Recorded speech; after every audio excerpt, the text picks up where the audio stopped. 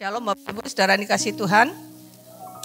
Ya, ini adalah minggu terakhir kita di tahun 2024. Yang karena segera kita tinggalkan. Firman Tuhan pada hari ini saya beri judul Menuju 2025. Ya, waktu tuh begitu cepat ya berlalu. Saya masih ingat ibadah awal tahun, di tahun yang lalu itu kita mengkhususkan ibadah itu bagi bangsa dan negara yang akan menghadapi pemilihan presiden ya, dan kita berdoa untuk bangsa pada saat itu, dan kita mencintai Indonesia ya, dan seluruh jemaat diharapkan pakai pakaian daerah, rasanya baru ya, dan waktu memang begitu cepat berlalu ya, padahal jumlah bulan, tahun, hari, jam, menit, sampai detik itu kan tidak berubah. Ya, di KDP 2 minggu lalu Yali juga nyampaikan itu ya, waktu itu gak berubah gitu ya. Setiap hari kita melewati 24 jam ya, 1 jam 60 menit ya, dan 1 menit itu 60 detik itu jalannya juga tetap tak tak tak, gak berubah, gak jadi tak tak tak tak, enggak kan? Ya kalau kita perhatikan detiknya sama ya. Tapi kenapa ya kita biasa merasa waktu itu begitu cepat berlalu? Ya itulah misteri Tuhan ya. Dan selama di tahun 2024 ya, kita melewati pastinya itu ada 365 hari ya. Kita melewati 365 hari, dan di hari-hari itu pasti ada hari-hari yang menyenangkan dan yang tidak menyenangkan ya, secara perasaan manusiawi kita ya. Ada hari-hari yang tidak menyenangkan, bahkan ada yang menyedihkan. Ya enggak? Ada yang senang terus sama 365 hari. Puji Tuhan ya. Bisa diaminkan ya kalau kita bisa melewati senang terus di 365 hari. Ada yang pernah ngalami susah-susah gitu di tahun di hari-hari itu? Sering. Theo harus berapa kali ya masuk rumah sakit ya di 2024. Ya, ada hari-hari yang menyenangkan ya, atau yang sampai waduh begitu begitu excitednya ya dengan hari-hari itu, dan ada hari-hari yang tidak menyenangkan bahkan yang menyedihkan ya.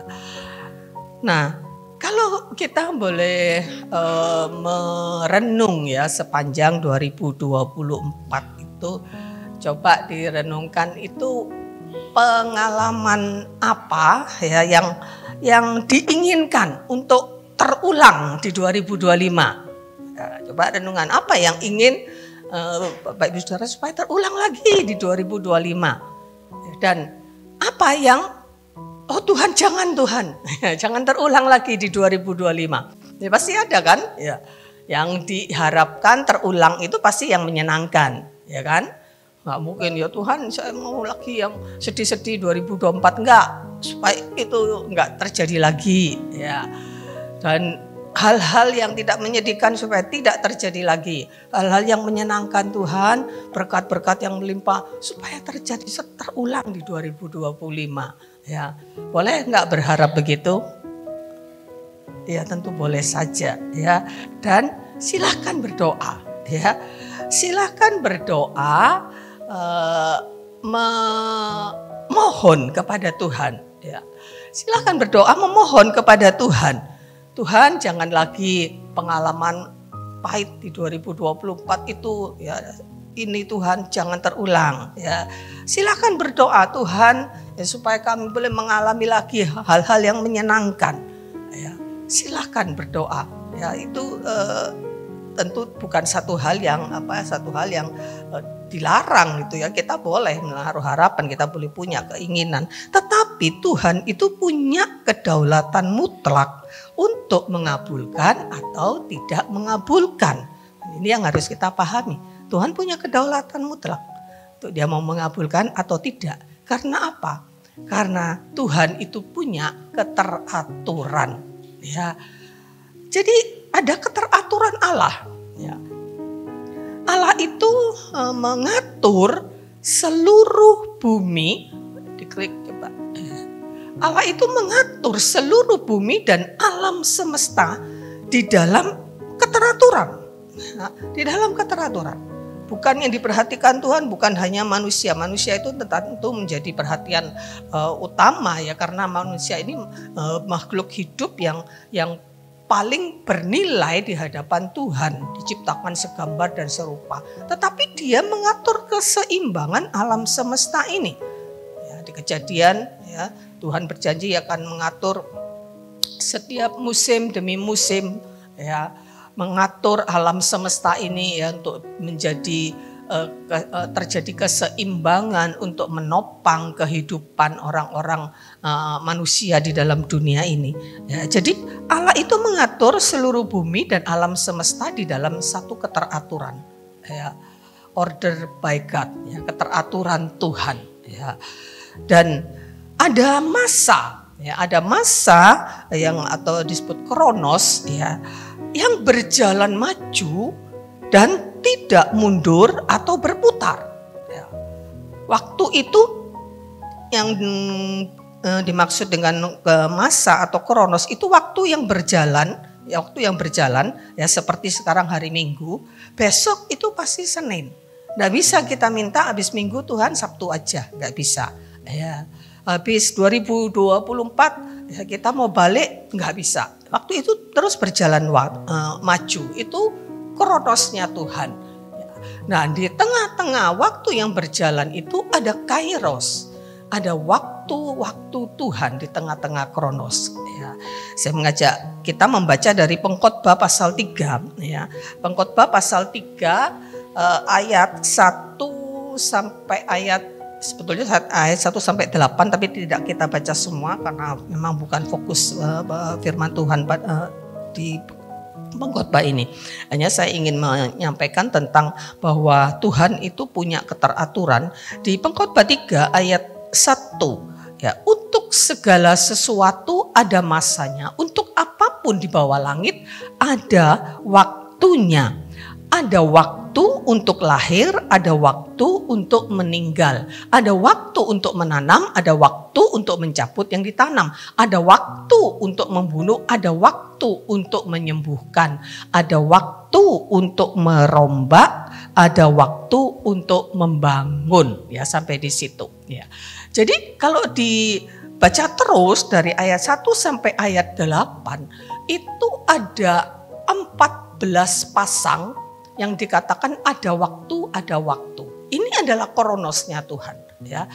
Waktunya Tuhan, ada waktu, ya, ada waktu. Itu ada 14 pasang atau 28 kata ada waktu, ya, yang sepertinya bergantian ya antara yang baik dan yang buruk, ya, bergantian. Ada yang buruk, ada yang baik, ya, sepertinya ya seperti itu, ya kan, ada waktu, kalau diteruskan itu ada waktu untuk tertawa, ada waktu untuk menangis, ada waktu untuk meratap, ada waktu untuk menari. Jadi sepertinya bergantian antara yang buruk dan yang tidak baik, tidak menyenangkan dengan yang baik, yang menyenangkan. Tapi padahal sesungguhnya tidaklah demikian. Ya. Nah, sesungguhnya tidaklah demikian. Karena apa? Karena tidak ada rancangan Tuhan yang tidak baik. Amin. Nggak ada rancangan Tuhan yang tidak baik. Ya. Lalu kenapa Tuhan menetapkan, katakan ada waktu ya, yang sepertinya tidak menyenangkan. Ya, ada waktu untuk menangis, kemudian ada waktu tapi untuk tertawa. Ya, di situ kita belajar ya di dalam Pengkhotbah 3, ini mungkin saya sampaikan di waktu berikutnya secara khusus ya tentang waktu-waktu ini. Ya, ini menunjukkan adanya kedaulatan Tuhan, ya, adanya kedaulatan Allah ya, dari Pengkhotbah 3 ini ayat 1 sampai 11 ya.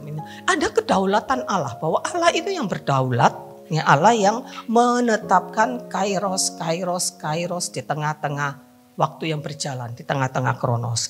Kemudian ini berbicara tentang keseimbangan. Ya, Tuhan itu mengatur segala sesuatunya dalam keseimbangan. Ya, dan yang ketiga, di dalam ayat-ayat di dalam Pengkhotbah 3 ayat 1-8 itu kita melihat ada batasan-batasan Allah. Ya, ini yang harus kita pahami. Ya, kenapa ada waktu untuk tertawa, tapi ya enggak tertawa terus. Ya, kalau tertawa terus ya bahaya. Ya, ada batasan-batasan Allah. Stop. Ya, tertawanya stop. Ada waktu untuk menangis, ada waktu untuk bersedih. Ada saatnya Tuhan bilang stop, ya, ganti. Ya, itu batasan-batasan yang Allah tetapkan. Ya. Dan inilah keteraturan Allah. Ya. Nah, apa yang ingin saya sampaikan dalam firman Tuhan ini tentang kita menuju 2025. Nah, sebelum menuju 2025, kita memahami dulu ya tentang keteraturan Tuhan itu di setiap waktu. Ya, di setiap waktu, ya, tidak hanya di tahun-tahun kemarin, tapi bahkan di tahun-tahun yang akan datang, ya, kita siap menghadapi apapun itu kedaulatan Tuhan. Ya. Dan sebelum kita masuk ke dalam tahun 2025, itu kita harus meninggalkan tahun 2024. Ya. Harus kita tinggalkan, mau tidak mau harus kita tinggalkan. Ya. Karena waktu berjalan terus, maju. Ya. Dan di dalam 2024 seperti saya katakan tadi pasti ada hal yang menyenangkan dan yang tidak menyenangkan ya di tahun 2024. Nah, apa yang sikap yang harus kita ambil bahwa apa yang tidak menyenangkan atau hal yang mungkin menyedihkan ya, jangan terpuruk di dalam kesusahan, di dalam kesedihan. Jangan terpuruk ya. Tetapi sebaliknya juga jangan terbuai dengan kesenangan dan kenyamanan yang pernah kita rasakan di 2024. Ya, jangan terbuai ya dengan kesenangan dan kenyamanan, tapi sebaliknya jangan terpuruk ya di dalam kesusahan. Ini yang pertama ya. Sementara kita menuju 2025 kita harus tinggalkan ya, dan kita harus meninggalkan hal-hal yang buruk, ya.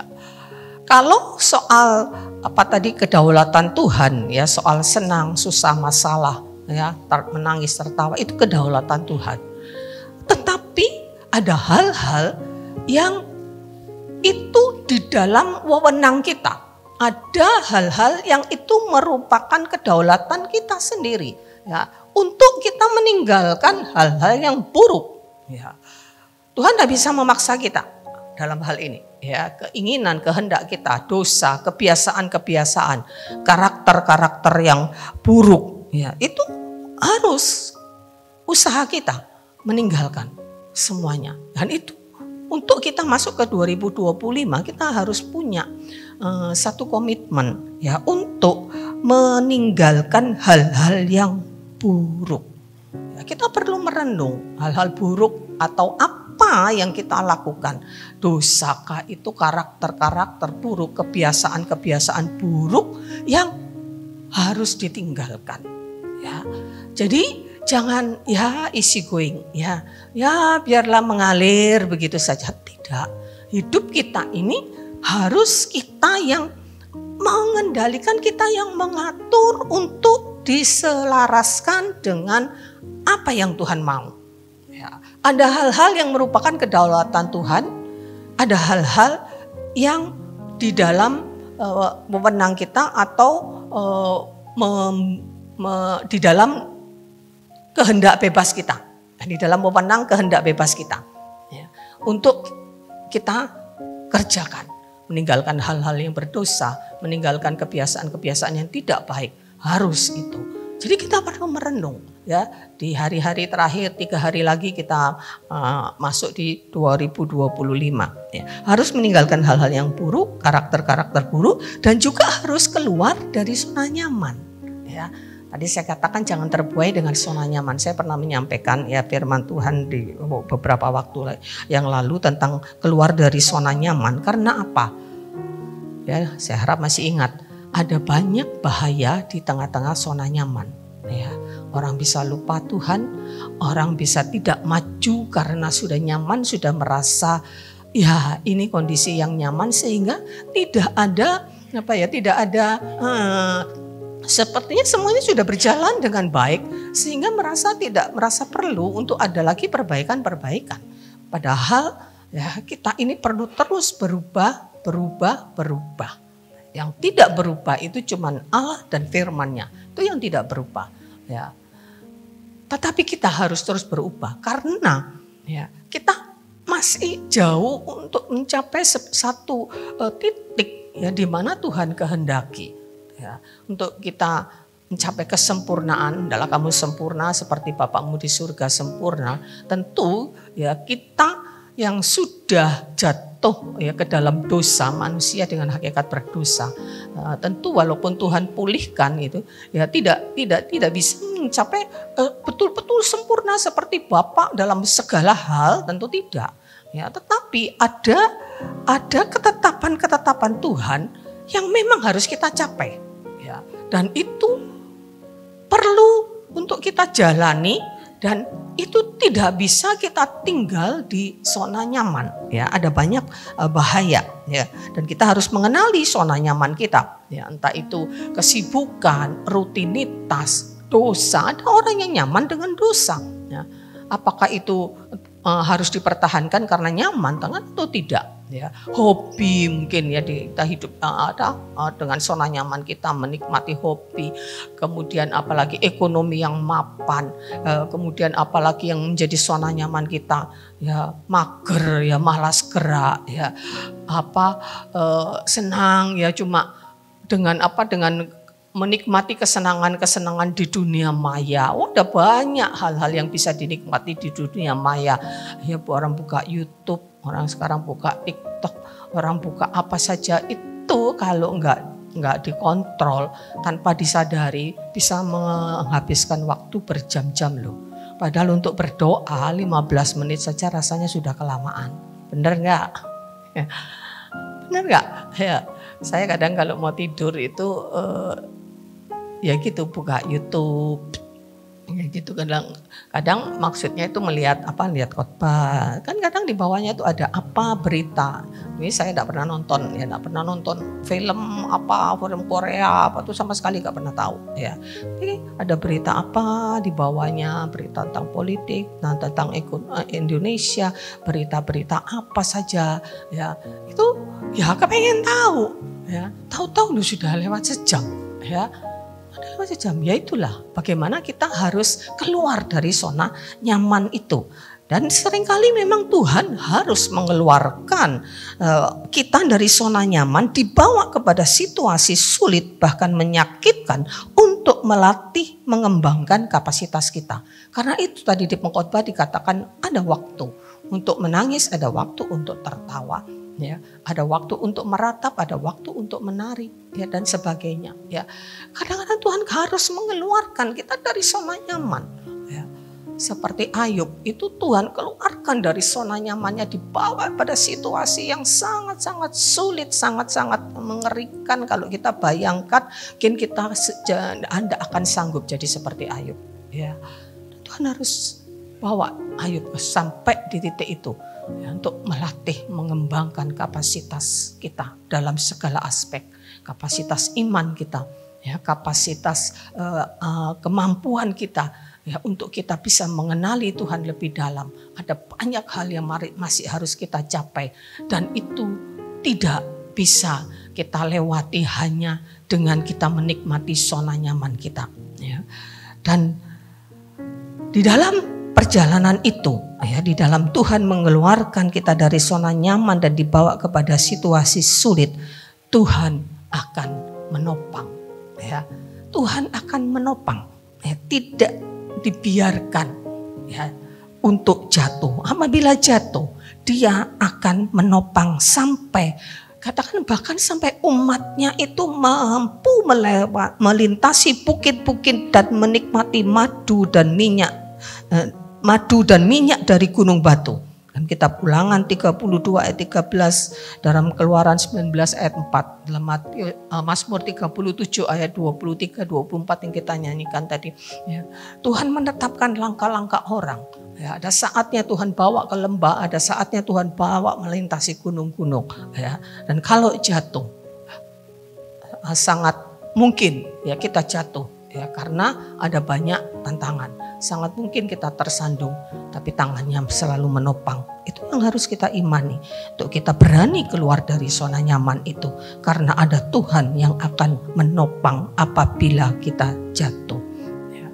Dan ini butuh komitmen dari kita untuk kita berubah ke arah yang lebih baik. Ya. Berubah ke arah yang lebih baik, butuh komitmen.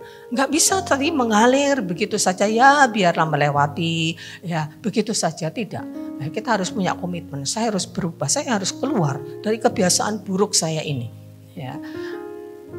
Kita semua belum sempurna, ya. Masih ada banyak hal-hal kelemahan kita. Ya. Hamba-hamba Tuhan juga ya, banyak kelemahan-kelemahan yang masih perlu diperbaiki. Dan perlu komitmen, perubahan ke arah yang lebih baik. Dan Allah akan turut bekerja di dalam segala hal untuk mendatangkan kebaikan. Roma 8 ayat 28. Kita tahu sekarang bahwa Allah turut bekerja di dalam segala sesuatu untuk mendatangkan kebaikan bagi mereka yang mengasihi Dia, yaitu bagi mereka yang terpanggil sesuai dengan rencananya. Jadi Tuhan turut bekerja di dalam segala sesuatu untuk mendatangkan kebaikan. Karena itulah saya katakan kalau di pengkhotbah tadi, sepertinya silih berganti antara hal yang baik dan hal yang buruk. Tapi sesungguhnya tidak pernah ada rancangan Allah yang buruk. Ya, karena Tuhan bekerja selalu untuk mendatangkan kebaikan. Karena itu menjadi bagian kita temukan. Ya, temukan hal-hal baik yang Allah sediakan di balik semua peristiwa di tahun 2024 yang kita lewati kemarin. Pasti ada hal-hal yang baik di tengah-tengah saat kita menghadapi sesuatu yang sepertinya tidak baik. Ya. Benar kan, ada yang mengalami hal-hal yang rasanya tidak enak di tahun 2024 kan? Sering katanya tadi. Ya. Nah, jangan terlewat begitu saja. Ya, kita sudah ya jangan sampai rugi gitu ya. Kita sudah mengalami hal-hal yang sepertinya itu tidak enak. Ya.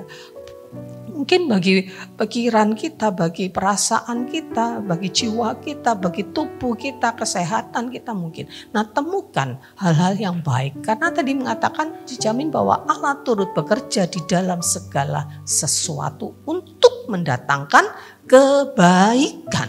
Nah, kebaikannya apa? Ya, kita tidak bisa tanya ya terus terpuruk dengan kesedihan lalu mengapa ya, saya kemarin tuh lihat podcastnya istrinya Benny Laos tuh ya yang mati karena kapalnya terbakar, calon gubernur di Maluku Utara. Ini kemarin istrinya ya, ketika dia menghadapi peristiwa itu, mereka orang Kristen ya. Semalam itu dia terus bertanya, Tuhan, mengapa Tuhan? Mengapa Tuhan? Ini Bapak Benny Laos ini kata orang yang luar biasa. Waktu dia jadi gubernur, jadi bupati di Morotai, bagaimana di Kabupaten Morotai itu luar biasa. Ya, ada puskesmas, sekolah gratis, kesehatan gratis. Ya, dia berupaya. Ya, katanya hidupnya itu hanya untuk memberi. Ya, dia benar-benar meresapi bahwa terlebih berkat memberi daripada menerima. Itu kesaksian istrinya kemarin. Ketika tiba-tiba dia mengalami kehilangan suami ya, karena kapal yang akan menuju waktu itu dia mau kampanye ya, dia bertanya katanya, mengapa Tuhan? Mengapa sepanjang malam? Dia tanya terus kepada Tuhan, tidak bisa tidur. Mengapa? Mengapa? Ya, belum menemukan kebaikannya. Sampai di hari-hari kemudian dia bisa menerima itu. Ya, ada kebaikan-kebaikan ya yang bagi keluarganya. Ya, akhirnya dia lolos jadi bupati, jadi gubernur di Maluku Utara. Ya. Ya tentu bukan demi dia menjadi gubernur lalu Tuhan ambil suaminya, tentu tidak. Ya tentu ada hal-hal yang secara rohani gitu yang Tuhan buat untuk kebaikan mereka. Jadi kita harus menemukan hal-hal baik yang Allah sediakan di balik semua peristiwa yang tidak baik di dalam tanda kutip di tahun 2024. Ya. Dan kemudian yang penting juga bagaimana kita ini perlu membangun yang namanya monumen peringatan. Ya. Monumen peringatan. Kita bicara monumen itu kan sepertinya bangunan seperti apa ya? Seperti tugu ya, ada Tugu Pahlawan di Surabaya itu ya. Itu seperti sebuah monumen gitu. Untuk apa? Untuk mengingat kebaikan-kebaikan Tuhan. Dalam Kejadian 28 ayat 18 Yakub ketika dia dalam pelarian, dia harus pergi ke Haran karena dia sudah menipu Esau dan dia harus lari ya dari Esau. Dengan dia sampai di satu tempat ya, Fanuel mengatakan itu kesasar dia karena dia tidak tahu jalan ya. Dan bagaimana dia bermimpi, ada malaikat turun naik ya, ada firman Tuhan di situ ya. Cerita besoknya pagi-pagi dia bangun monumen, dia mendirikan batu di situ, dia mengurapi ya, dengan menuangkan minyak di situ ya, sebagai peringatan ya. Dalam Ulangan 8 ayat yang ke-18 juga Tuhan mengingatkan lewat Musa, Israel harus mengingat kebaikan-kebaikan Tuhan selama mereka perjalanan 40 tahun di padang gurun. Harus mengingat dan menceritakan itu kepada anak cucunya. Ya. Untuk apa kita membangun monumen peringatan? Untuk mengingat kebaikan Tuhan dan juga untuk tidak mengulang kesalahan. Supaya tidak terulang kesalahan harus ada di dalam pikiran kita. Ya. Supaya tidak terulang kesalahan-kesalahan. Banyak orang yang jatuh bangun di dalam dosa yang sama berkali-kali. Ya. Karena apa? Karena dia tidak membangun dirinya sendiri. Ya, kita membangun monumen peringatan dan menjadi kesaksian bagi generasi dan bagi orang lain. Kita baca ini Yosua 4 ya, di dalam Yosua 4 ya. Ini kisah ketika bangsa Israel dibawa ke pemimpinan Yosua setelah Musa dipanggil Tuhan dan akan memasuki tanah perjanjian menyeberang sungai Yordan ya. Di Yosua 4 ayat 20 katakan ke-12 batu yang diambil dari sungai Yordan itu ditegakkan oleh Yosua di Gilgal.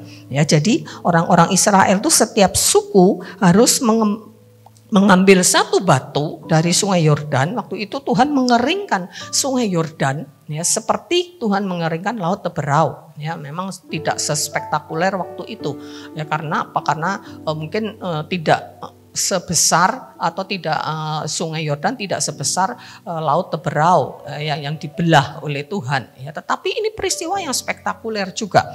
Lalu Tuhan memerintahkan Yosua mengatakan untuk ambil satu batu menambangkan setiap suku. Ke-12 batu yang diambil dari sungai Yordan ditegakkan oleh Yosua di Gilgal dan berkatalah ia kepada orang Israel demikian, apabila di kemudian hari anak-anakmu bertanya kepada ayahnya, apa arti batu-batu ini? Maka haruslah kamu beritahukan kepada anak-anakmu begini, Israel telah menyeberangi sungai Yordan ini di tanah kering. Sebab Tuhan Allahmu telah mengeringkan di depan kamu air sungai Yordan sampai kamu dapat menyeberang seperti yang telah dilakukan Tuhan Allahmu dengan laut Teberau yang telah dikeringkannya di depan kita sampai kita dapat menyeberang. Ayat 24, supaya semua bangsa di bumi tahu bahwa kuat tangan Tuhan dan supaya mereka selalu takut kepada Tuhan Allahmu. Ya, jadi suruh bangun. Jadi batu yang diambil 12 itu dibuat oleh Yosua menjadi batu peringatan ya di Gilgal. Ya. Nah, kita juga perlu membangun, tentu ya tidak secara secara literal lalu kita bangun monumen. Ya nggak apa-apa sih kalau mau bangun monumen di rumah gitu ya, tapi nggak bisa bangun di jalan raya gitu ya. Bangun satu apa gitu ya. Mungkin sulit tidak seperti apa yang dilakukan ya oleh bangsa Israel saat itu, tapi kita bisa membangun monumen itu di dalam pikiran kita. Ya, harus kita ingat ya, saat saya mengalami ini di tahun 2024, bagaimana Tuhan menolong saya. Ya, bangun monumen di dalam pikiran kita. Mungkin juga kita bisa menulis ya. Kalau zaman sekarang mungkin enggak musim orang itu nulis diary ya. Kalau zaman dulu kan suka nulis diary. Tulis diary ya. Bisa ditulis dan diceritakan kepada generasi berikutnya, bahkan kepada orang lain. Kesaksian ya. Sekarang juga musimnya orang suka foto ya, suka sekali foto. Ada momen apa aja di foto ya. Perlu juga mungkin lewat foto bisa ya dengan sebuah catatan ya untuk disimpan. Itu momen peringatan ya untuk ke depan supaya kita terus mengingat kebaikan Tuhan, kita tidak mengulangi kesalahan dan kita bisa terus berjalan ya di dalam melangkah di hari-hari ke depannya itu dengan mengingat kebaikan Tuhan dan menjadi kesaksian bagi generasi. Ya, perlu juga memberikan kesaksian. Saya ingin Bapak Ibu Saudara mungkin sekarang sudah tidak lagi diberi kesempatan bersaksi gitu ya di tengah-tengah ibadah gitu ya. Tapi saya ingin Bapak Ibu bisa bersaksi lewat grup. Ya, coba Bapak Ibu yang memiliki kesaksian yang luar biasa tulis di grup. Ya di grup ya, mungkin tidak memang grup itu tidak semua bisa upload, bisa di-share dulu ke kami ya. Coba ada kesaksian untuk menjadi berkat bagi orang lain. Peristiwa-peristiwa apa ya bisa menjadi kesaksian. Bisa berupa tulisan, bisa berupa rekaman suara, coba bisa rekaman video mungkin, coba silakan. Ya, kalau butuh bantuan silakan. Ya, saya bisa bantu. Kalau Bapak Ibu sulit menulis, silahkan cerita. Saya mengalami luar biasa Tuhan menolong dan ini bisa menjadi kesaksian. Ya, nanti saya bisa bantu untuk membuat redaksinya, tulisannya. Di-share silahkan. Ya, boleh ya untuk Bapak Ibu berbagi, ya, untuk membangun sebuah peringatan. Kalau Bapak Ibu pernah menuliskan itu ya, dan itu dibagi di grup, saya yakin Bapak Ibu akan ingat itu. Ya, mau bersaksi untuk Tuhan? Untuk kemuliaan Tuhan. Ada enggak sih kesaksiannya? Sudah ada. Tidak ada Don. Yuk silahkan ya. Boleh minggu-minggu ke depan, minggu-minggu sampai kapan ya mau bersaksi tentang Tuhan. Ya. Bisa minta tolong saya, bisa minta tolong Panuel kalau mau rekaman video ya, rekaman audio gitu ya. Untuk memberikan menjadi berkat ya bagi banyak orang ya. Jadi kita harus membangun monumen peringatan ya untuk mengingat kebaikan Tuhan, untuk tidak mengulang kesalahan yang sama dan untuk menjadi kesaksian bagi generasi berikutnya dan bagi banyak orang ya. Ingat itu, kita bangun monumen peringatan ya. Kalau ada peristiwa yang betul-betul kita itu berkesan bagaimana Tuhan mungkin menegur kita lewat satu peristiwa ya, tanam itu dalam pikiran sampai masuk di alam bawah sadar kita dan itu tidak akan terlupakan ya. Kadang orang dengar firman gini ya, minggu depan pasti lupa. Coba minggu lalu khotbahnya apa? Lupa kan? Kalau saya itu suka mencatat ya, suka mencatat. Di note HP saya ini banyak catatan ya. Hari Rabu ibadah wanita itu khotbahnya, oh ini tentang ini ya, enggak semua lengkap. Saya catat. Ada hal-hal yang menarik saya catat ya. Dengarkan khotbah di YouTube ya, ada hal-hal yang terasa jadi berkat, saya catat ya. Kalau enggak kita ini melupa ya, perlu catat ya. Suka mencatat. Nah kemampuan kita berpikir itu lupa. Saya dulu kalau waktu di Surabaya, waktu kuliah, waktu kerja, setiap khotbah saya selalu punya catatan khotbahnya. Ya, itu saya kalau suka saya ibadah di gereja Bukit Saitun, gerejanya Dr. Yusuf. Kalau itu setiap minggu ada lembaran. Kalau sekarang kan kita enak, ya minggu depan itu dimuat di warta jemaat, ya dimuat. Ya. Tapi kan kita nggak pernah baca lagi kan? Ya, gak pernah baca lagi ya. Jujur ya, dibaca lagi enggak ya. Lupa Bapak Ibu, benar lupa. Kalau kita enggak selalu suka membangun ingatan kita ini loh ya. Suka ingatan lupa, suka membangun peringatan dulu ya. Ada apa, ingat-ingat ya. Menghafal ayat ya, saya ini suka menghafal ayat ya. Nggak dihafal, hafal ya. 2-3 hari ke depan lupa ya, hafal terus ya. Jadi perlu kita membangun monumen peringatan di dalam kehidupan kita. Nah kita akan masuk ke dalam 2025 untuk menuju 2025 ya, apa yang harus kita, bagaimana kita menghadapi. Kita tidak tahu apa yang akan terjadi ke depan ya kan? Nggak tahu apa yang terjadi ke depan. Tetapi kita harus yakini bahwa kita tidak berjalan dalam kegelapan. Amin. Kita tidak berjalan di dalam kegelapan sekalipun kita tidak tahu.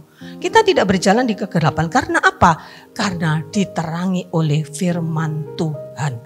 Mazmur 119 ayat 105, firman-Mu itu apa? Ada yang apa?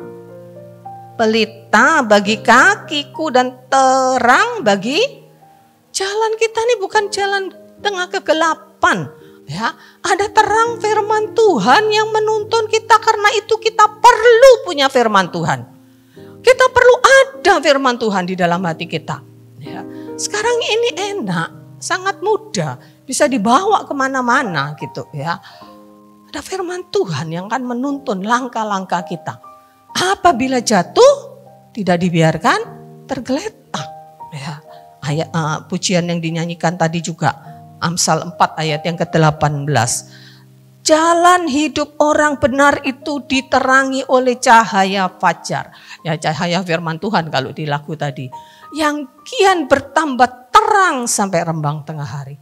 Ya, jadi jalan kita ini jalan yang terang. Sekalipun kita tidak tahu apa yang terjadi ke depan.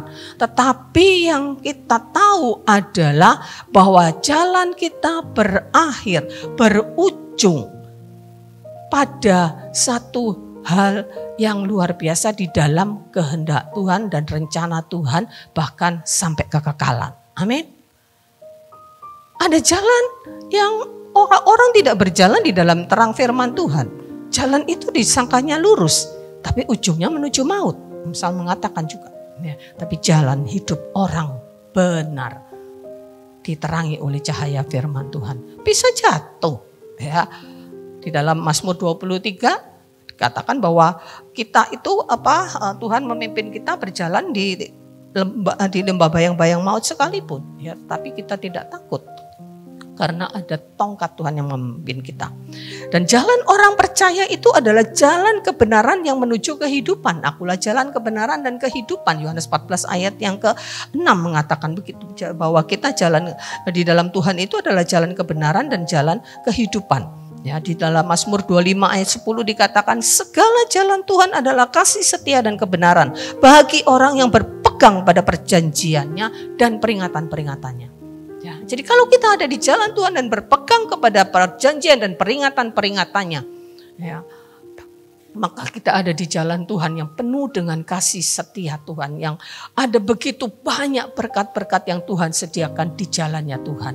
Tapi kalau kita melenceng, ya, keluar dari jalan Tuhan, ya, tidak ada berkat Tuhan di situ. Ya, berkat Tuhan itu ada di dalam jalannya, ya, ada di dalam koridornya Tuhan. Sepertinya Tuhan tuh punya koridor ini loh jalan. Ya, ada ayat mengatakan masuk melalui pintu yang sesak, ya itu jalannya Tuhan. Ya, yang melewati pintu yang sesak itu jalannya Tuhan. Ya. Dan di situ ada tangan Tuhan yang terus akan menopang dan mata Tuhan yang terus memperhatikan setiap langkah-langkah hidup kita. Ya. Jatuh mungkin, tapi tidak akan tergeletak. Ya, Tuhan akan membangkitkan kembali. Ya. Dan kita perlu melangkah dengan iman dan komitmen. Kita perlu melangkah di dalam iman. Ya, di dalam kita memasuki 2025. Di dalam Ibrani 11 ayat yang ke-8 itu dikatakan karena iman Abraham itu taat ketika dipanggil untuk berangkat ke negeri yang akan diterimanya menjadi miliknya.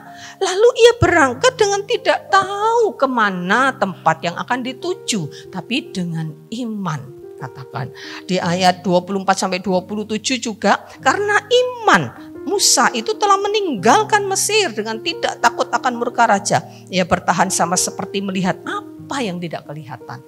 Ya, dengan iman.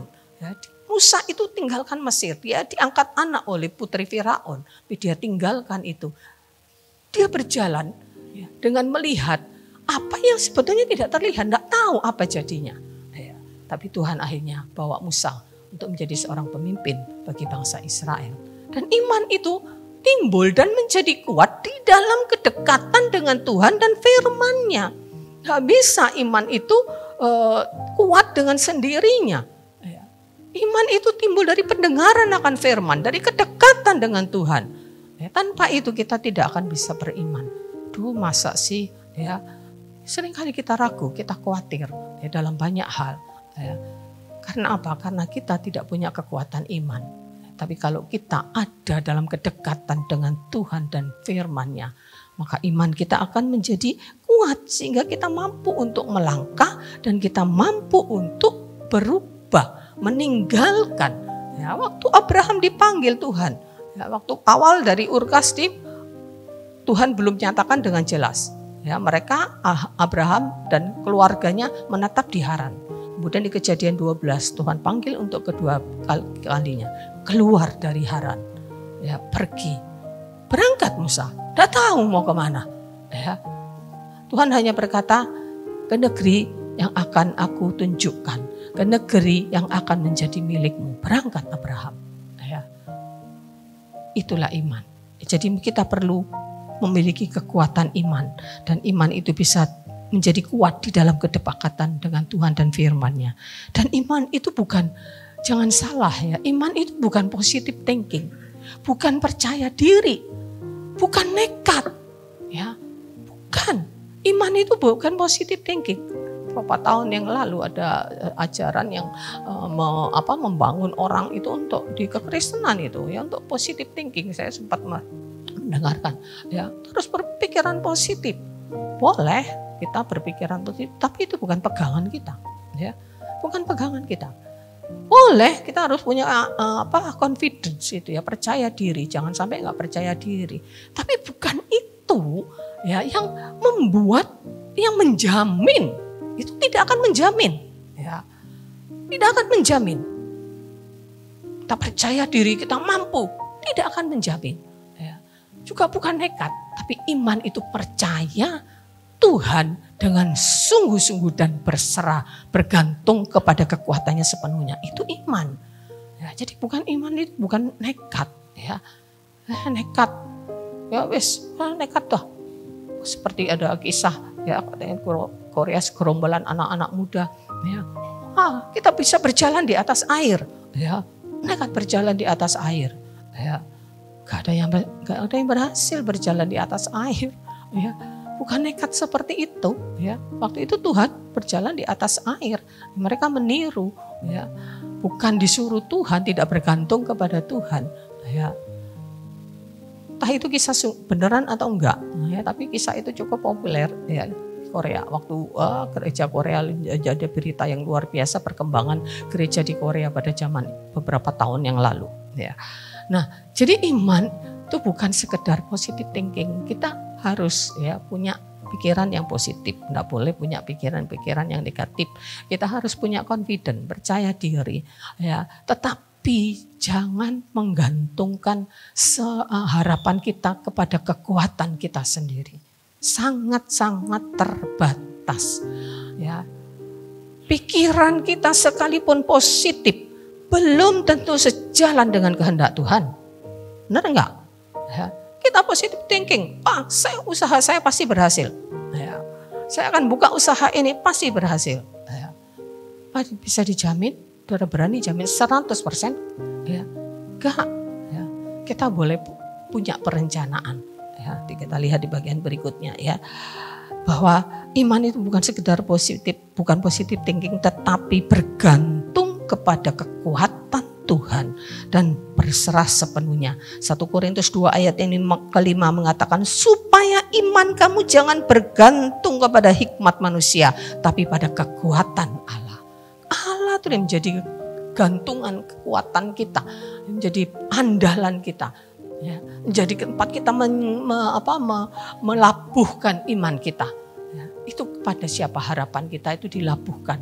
Kepada kekuatan Allah. Dan ini butuh kedekatan dengan Tuhan. Tidak bisa berjalan begitu saja. Ya. Itu kita bisa mengandalkan kekuatan Tuhan. Kita bisa punya iman. Sekali lagi butuh dekat dengan Tuhan. Banyak berdoa, banyak baca firman Tuhan. Tanpa itu gak bisa. Ya. Jadi gak ada kekuatan modal kita untuk tahun hari-hari ke depan. Kecuali makin dekat dengan Tuhan. Ya. Coba kita koreksi seberapa banyak waktu kita untuk Tuhan, berdiam diri dengan Tuhan, berdoa, mengandalkan Tuhan. Seberapa banyak waktu kita pakai untuk baca firman Tuhan. Ya, seberapa banyak, coba. Ini perlu menjadi perenungan kita. Untuk kita melangkah di tahun yang akan datang. Apakah kita sibuk bekerja sehari 24 jam? Coba direkap dalam 24 jam berapa waktu. Ya. Saya pun kadang-kadang malas. Ya, ada saat-saat di mana malas baca firman Tuhan. Ya. Tapi yang pasti ada pagi itu pasti ada renungan. Ya, di sini setiap hari di-share di grup ada renungan. Itu pasti saya baca. Ya, renungan audio. Ya, walaupun itu saya sendiri yang buat, ya renungan dari saya itu saya dengarkan lagi. Ya, karena buatnya kan mungkin sudah lama baru di-share, dengarkan lagi. Ya, ada di grupnya hamba-hamba Tuhan, pendeta-pendeta itu ada seorang hamba Tuhan yang setiap hari itu share renungan dengan dengan penjelasan, pembahasan yang begitu rinci gitu.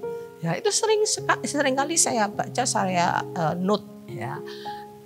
Untuk apa? Yaitu untuk menjadi kekuatan kita. Ya. Jadi kita perlu mengandalkan kekuatan Tuhan.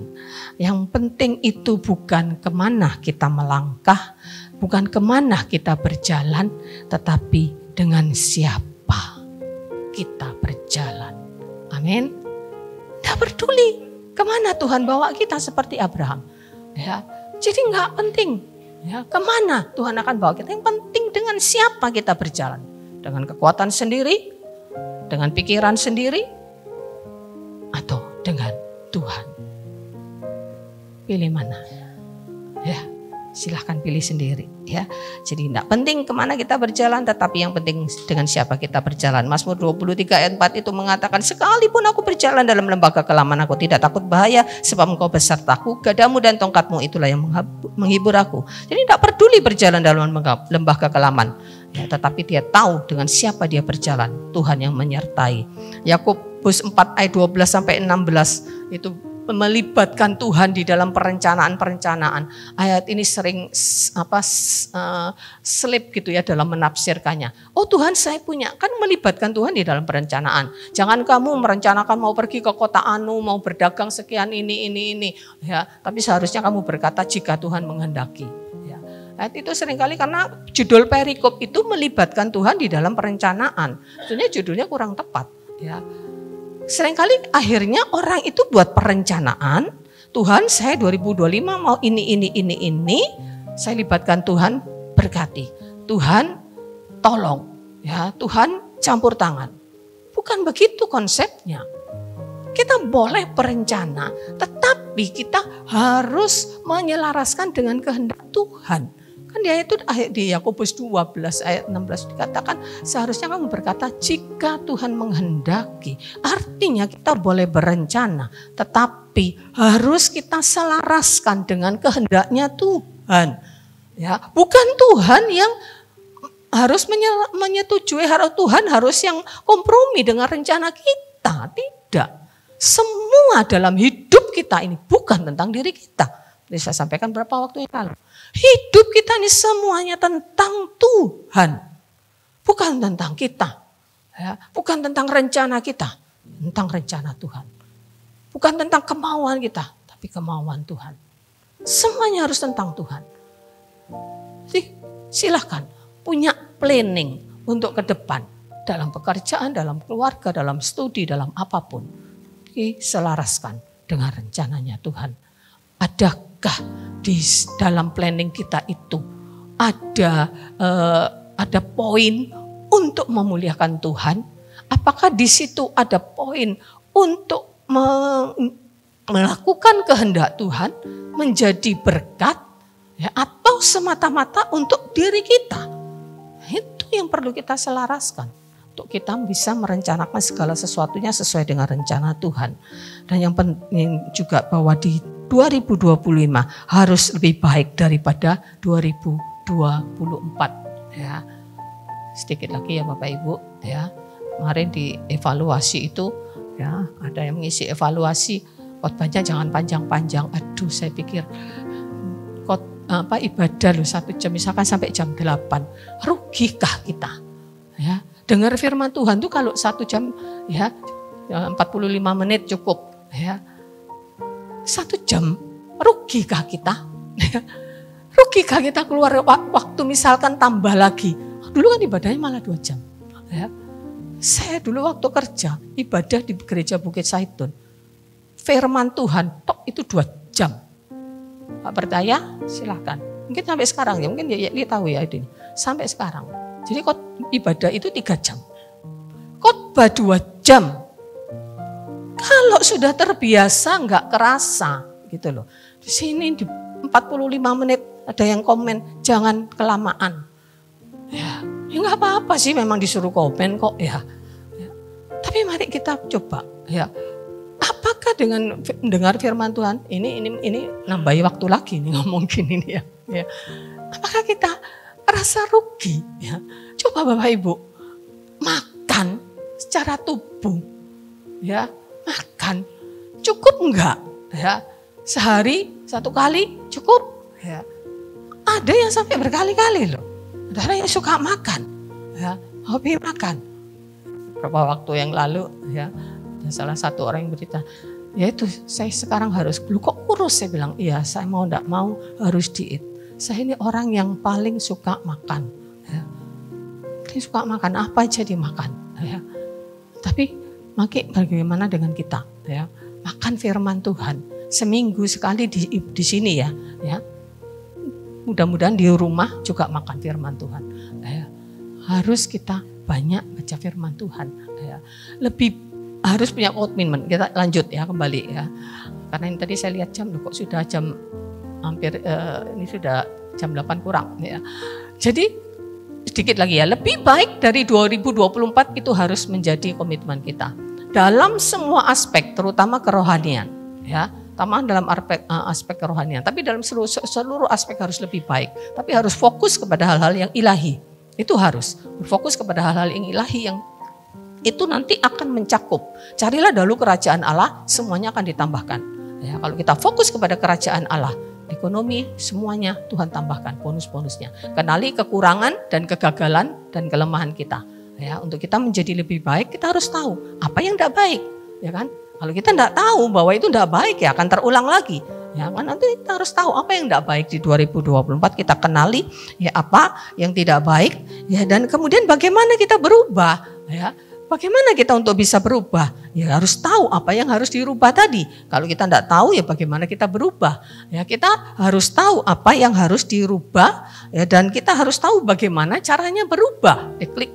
Bagaimana harus tahu bagaimana caranya berubah. Ya perlu kita tahu ya untuk kita ini maaf sebelumnya klik sebelumnya ya kita perlu tahu bagaimana caranya berubah dengan perlu belajar ya dan kita perlu mungkin kelewatan ya ada satu slide yang kelewatan mungkin ya kita perlu tahu bagaimana kita berubah dengan belajar kita perlu juga orang-orang lain ya dalam kita berubah itu kita butuh orang lain ya.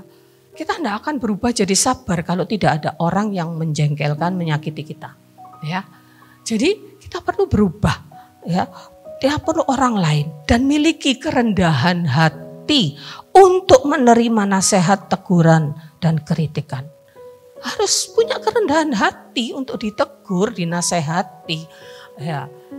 Amsal pasal yang ke-19 ayat yang ke-20 ya dikatakan dengarkanlah nasihat dan terimalah didikan supaya engkau menjadi bijak di masa depan. Amsal 10 ayat 17 bagian B. Tetapi siapa mengabaikan teguran tersesat.